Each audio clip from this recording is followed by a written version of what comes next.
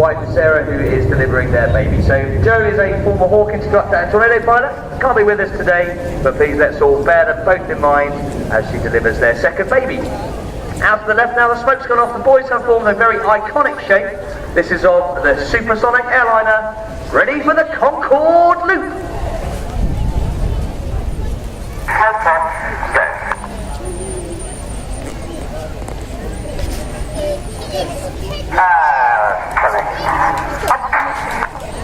Pulling up at 400 miles an hour and 4G.